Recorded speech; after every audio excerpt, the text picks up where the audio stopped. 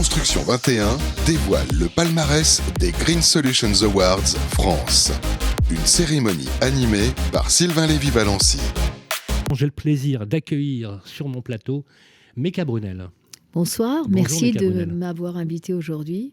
Et je suis désolée, compte tenu des circonstances et de l'enchevêtrement des différentes obligations en même temps, je ne pourrai pas être avec vous demain. Mais je serai là de tout cœur. Méca Brunel, vous êtes la directrice générale de Gecina et vous avez accepté, vous avez fait l'honneur pour les Green Solutions Awards, pour cette nouvelle édition, d'être la présidente du jury des Grands Prix. Qui est une séquence emblématique, qui est un peu le marqueur symbolique de cette action. Donc, je suis ravi que vous soyez avec nous. Ce que je vous propose, c'est que je vous propose qu'on fasse un peu plus connaissance. Voilà, c'est la magie du digital, et qu'ensuite on passe, parce qu'on a des lauréats qui attendent impatiemment de savoir s'ils ont été choisis, et c'est vous d'ailleurs qui allez remettre ces grands prix.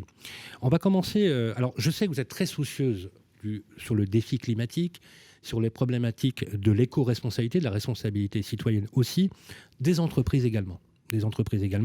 On voit bien que les entreprises se transforment, qu'elles cherchent du sens dans ce qu'elles font, parce qu'on se rend compte qu'effectivement notre univers est peut-être fini, notre planète n'a qu'une limite finalement, et qu'on en est tous tributaires. Alors le secteur du bâtiment, comme vous le savez, c'est un des premiers émetteurs de carbone après le transport, on le sait, c'est plus de 25% des émissions de gaz à effet de serre.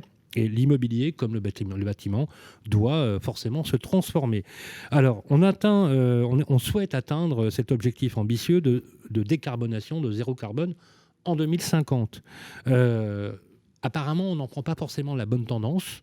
Moi, j'aimerais avoir votre avis sur la question. Est-ce que c'est un objectif atteignable de votre point de vue ? Merci pour cette question, qui est une question un peu complexe. D'abord, personne ne sait si c'est atteignable ou si c'est pas atteignable, mais une chose est certaine, plus on attend, moins c'est atteignable. Et il faut il faut avoir la volonté d'y aller. Il s'agit de la vie de nos enfants, de notre vie, et de notre vie dans de bonnes conditions de santé. Vous savez, on a vu la pandémie, on a autour de nous des amis, des proches, des connaissances qui sont partis au cours de ces dernières années. Rapidement, trop rapidement. Et même ceux qui ne sont pas partis du Covid, nous n'avons pas pu participer, être en communion, les accompagner dans ces derniers moments pour faire notre deuil. Pas le leur.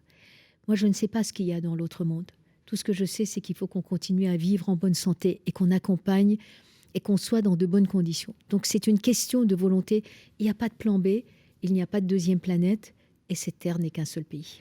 Vous avez raison. D'ailleurs, je voudrais reprendre une citation. On va faire un petit peu de philosophie dans cet exercice. La Terre n'est qu'un seul pays où tous les hommes en sont les citoyens. C'est une très très bonne citation. Elle a été faite par Abdul Baha, qui était celui qui a repris le flambeau de la religion Baha'i au XVIIIe siècle, au XIXe siècle. C'est intéressant parce que cette notion, à la fois de philosophie, elle est proactive dans la vie de tous les jours. Les enjeux climatiques, c'est les enjeux de santé publique, c'est des enjeux de cohésion sociale. À votre avis, Méca Brunel, quand on dirige aujourd'hui un groupe comme le vôtre, c'est quoi les leviers d'action concrètement? Qu'est-ce qu'on peut faire quand on a aujourd'hui votre job, quand on est à la place où vous êtes? C'est quoi les leviers? Est-ce que vous y voyez-vous quelque chose de résolument positif et constructif? Et qu'est-ce qu'il faudrait faire aujourd'hui pour que ça s'améliore?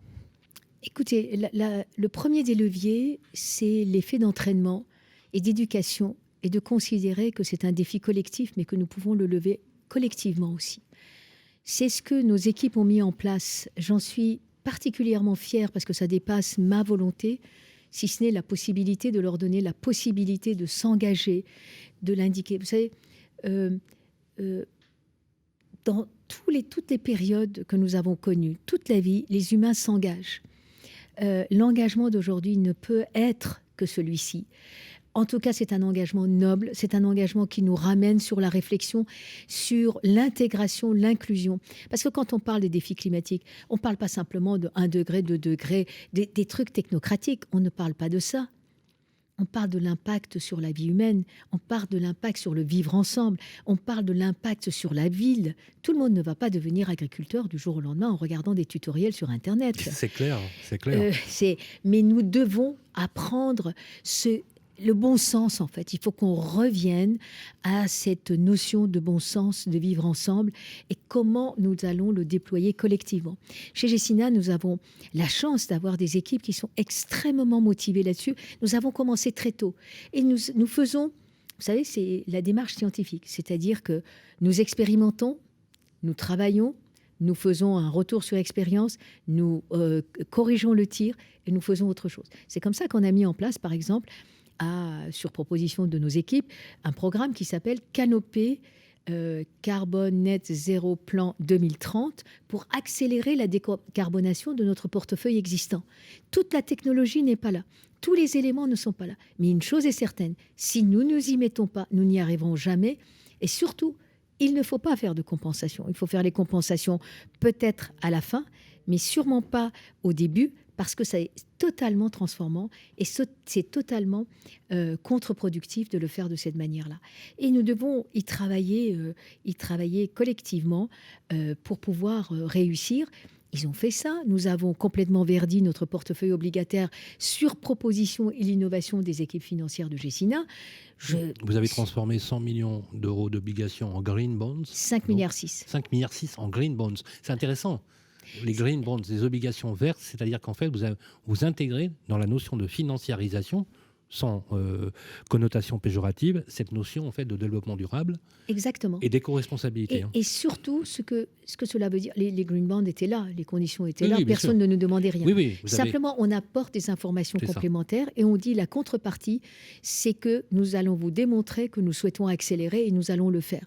Ça a été tout un travail, il a fallu inventer le concept, parce que d'habitude, les green bonds s'appliquent à un immeuble, un portefeuille d'une certaine manière, et c'est mis en place d'une certaine manière.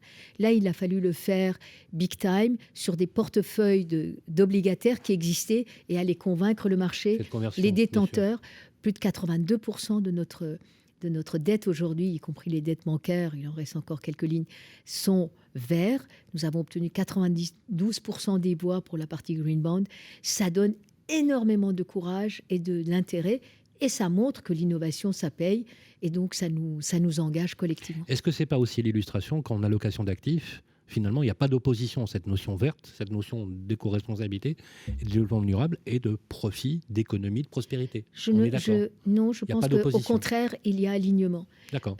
Parce que la seule chose qui change, c'est que nous avons vécu pendant 20 ans dans le monde des théories court terme. Là, il faut qu'on soit dans le long terme. Il faut qu'on soit dans la durée. On parle de durabilité. Il faut qu'on soit dans la durée. Il faut qu'on assume ce qu'on est en train de faire de la manière dont on est en train de le faire. Et c'est ça qui est transformant. Mais il faut convaincre les marchés. C'est pas si évident que ça. Nous avons l'honneur de faire partie des entreprises du CAC 40 ESG. D'une certaine manière, ça montre que tous les efforts que nous avons faits ces dernières années peuvent être payants. Et moi, je voudrais dire à quel point je suis fière et honorée d'avoir la chance de diriger cette entreprise et notamment avoir aussi l'appui de mon conseil d'administration, des actionnaires et du président du conseil, bien sûr. Une dernière question avant, finalement, la fébrilité des lauréats qui attendent la remise des Grands Prix. Je suis sûre que ça les intéresse plus. En France, détrompez-vous. Vous savez, c'est extrêmement intéressant parce que vous avez une génération, c'est peut-être ce qui nous laisse espérer, qui essaie de retrouver du sens, finalement, dans cette profondeur d'idées. Finalement, la complexité n'est pas une opposition. Je rappelle Michel Serres, simplement, qui disait que la complexité, c'est aussi une intelligence collective. Hein. Il en parlait beaucoup. Alors, en France, la circulaire ZAN, ça vous parle, ça, la circulaire ZAN. Qu'est-ce qu'on a développé comme concept autour de cette circulaire? Zéro artificialisation nette, ça fait couler beaucoup d'encre. Je voudrais juste avoir votre point de vue. C'est une démarche extrêmement intéressante parce que, effectivement, même si elle a été beaucoup critiquée par certains types de promoteurs, est-ce que vous ne pensez pas que finalement aujourd'hui l'exécutif, le gouvernement, l'État a pris à bras le corps cette question majeure de l'économie territoriale, de l'aménagement du territoire et de l'éco-responsabilité? Écoutez, évidemment, rien n'est parfait, mais nous ne pouvons pas d'un côté continuer à artificialiser et donc tous les ans déplorer des inondations, des problématiques, etc., des populations qu'on déplace, etc., et de l'autre côté, ne pas faire ce qu'il faut. Alors les intentions sont importantes. Vous savez, donner le cap, c'est important. Rien n'est parfait, aucun gouvernement n'est parfait, aucune action humaine n'est parfaite. les personnes parfaites sont celles qui ne font jamais rien. Mais dès qu'on est dans l'action, ça nous permet d'avancer.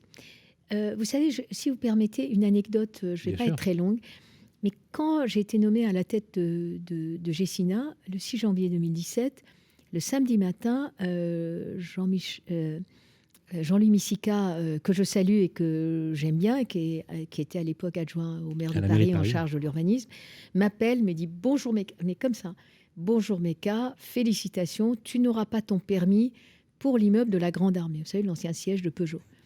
Je lui dis « Bonjour Jean-Louis, est-ce que ça peut attendre lundi matin ?»« Oui, ça peut attendre lundi matin, mais tu ne l'auras pas. » Ok, bon. Et puis après, je discute un peu de temps avec lui, il me dit « Écoute, il faut que tu donnes l'exemple. » il faut que ça soit en économie circulaire. On ne va pas tout démolir pour reconstruire. Et si ce n'est pas quelqu'un comme toi, Gecina, évidemment, moi, oui, toute seule, qui donne l'exemple, je ne sais pas comment peut-on le faire. Alors, on a un peu râlé, on avait déjà un projet. Par ailleurs, l'architecte ne voulait pas changer d'avis. C'était Dominique Perrault, que je salue également, etc. Donc, on s'est séparés, on a trouvé un nouvel architecte. Et nous nous sommes enthousiasmés pour ce développement circulaire, pour ces réflexions en économie circulaire, en réemploi, en réutilisation, en biodiversité.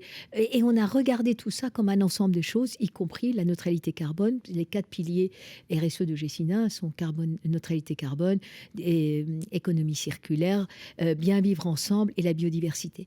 Et on a considéré que tout ça était lié et ça nous permettait d'avoir une meilleure rentabilité globale et durable dans le temps et donner du sens. Eh bien, depuis, toutes les opérations que l'on regarde, si on passe sur le neuf, c'est qu'on n'a pas le choix et on le fait systématiquement de cette manière-là. Alors, nous sommes partenaires de Nexity d'une part, de Woodeum de l'autre, et nous construisons du neuf en logement ici ou ailleurs, parce qu'il manque de produits. Mais néanmoins, nous travaillons comme ça. Donc, les contraintes, c'est aussi ce qui nous permet d'avoir de la créativité, de l'inventivité. C'est compliqué, c'est difficile, et on a besoin de continuer à construire du logement. Je ne changerai pas d'avis là-dessus. Mais on doit continuer comme ça. Les contraintes, c'est ce qui nous fait avancer. Vous me permettez d'ailleurs de faire cette transition. Vous avez accepté de présider le jury des Grands Prix des Green Solution Awards. En quoi ce concours est utile pour vous, selon vous ? Ce concours est absolument essentiel. Tout ce qui nous permet de parler de créativité, de valoriser ceux qui, dans leur exercice quotidien, pourraient aller à la facilité, mais qui se donnent du mal pour réfléchir différemment, pour être dans l'inclusion, pour tenir compte de l'ensemble des contraintes sans être parfait, mais au moins avancer. C'est ce qui nous permettra de nous nourrir. En matière de présidence, j'ai eu simplement la joie de partager du temps très utile avec mes collègues qui sont bien plus savants que moi et qui m'apprennent énormément. Ça m'a donné beaucoup de plaisir et j'ai appris énormément. Merci beaucoup, Meka Bonnet. Toujours un plaisir de parler avec vous. J'espère avoir le plaisir de renouveler l'exercice. Le palmarès des gagnants Green Solutions Award France est à retrouver sur le site Construction 21. Découvrez aussi la nouvelle chaîne Green Solutions sur YouTube.